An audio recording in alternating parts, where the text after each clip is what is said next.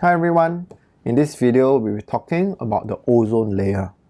So this is section 3 of the ozone layer. We'll talk about clean air, we'll talk about air pollutants, and we were going to talk about a very interesting substance called ozone.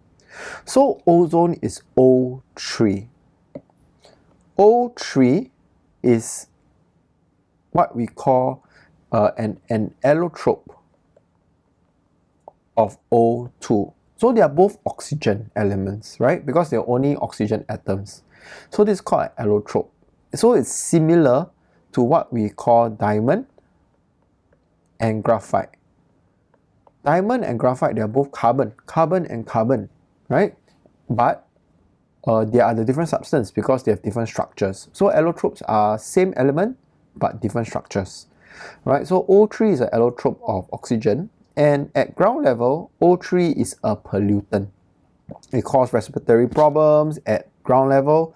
It's quite bad, right? However, when it's high in the atmosphere, there's this thing called the ozone layer, and it protects us from UV light. This is what we must remember. It's UV light they're protecting. So it's not about heat. So let's put a cross. It's not protecting us from heat. It's protecting us from UV light. Now, UV light is very harmful for us because UV light actually causes skin cancer. Okay, and there is actually a depletion of the ozone layer due to this substance called chlorofluorocarbons or CFCs.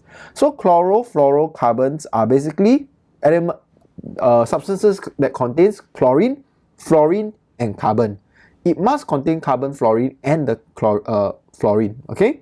So it is because of the chlorine atom. So what happens, right? So where is this CFC found? It's found in a lot of cooling agents called coolants when we use a lot of aircon and refrigerators. Now there's new laws to pass that CFCs cannot be used in your refrigerators and air conditioners. So actually the ozone layer is actually healing right now. So that's quite good. So what happens is that in the presence of sunlight, your CFC, for example, like this CFC, so there's like C, F, F, F, and Cl breaks up to become Cl atom and then your CF like this. Right? As you can see that this carbon over here only has 3 bonds. So this carbon here is very, very reactive. This is out of your syllabus, but something for you, some general knowledge, this is what we will call a free radical. Because this carbon here, it has 1 electron sticking out, doing nothing. So what happens is that the chlorine comes out, the chlorine atom comes out, and this chlorine reacts with the ozone molecule. And this forms ClO and O2. What happens is that the O3, which the ozone is destroyed, is converted to oxygen. Oxygen at the top doesn't protect us from UV light. Ozone does, right? And what makes this worse is that actually the ClO that forms reacts with more O3, and this destroys the O3, destroys the ozone, and not only that, it creates more Cl which can be used over here. So it's like a self pushing mechanism, right? It just keeps going over and over again. So it's very, very destructive, right? Now, do I need to know all these equations? The answer is no, right? The answer is no. We need to know what CFC is. We need to know what the ozone layer does, right? But other than that, not that much. We go through some questions, then you can see what's the expectations, all right? So question number 1, the depletion of the ozone layer can result in an increase in skin cancer. So what's the reason for this? So you must remember the ozone layer protects us because of it protects the UV, ultraviolet, and not the infrared. So anything got to do with infrared? No. So because of the depletion of ozone layer, there is more UV radiation, so this is bad, so that's why it causes more skin cancer.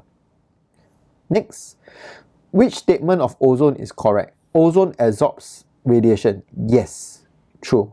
Ozone is an isomer of oxygen. This is false. Isomer is same molecular formula, different structure.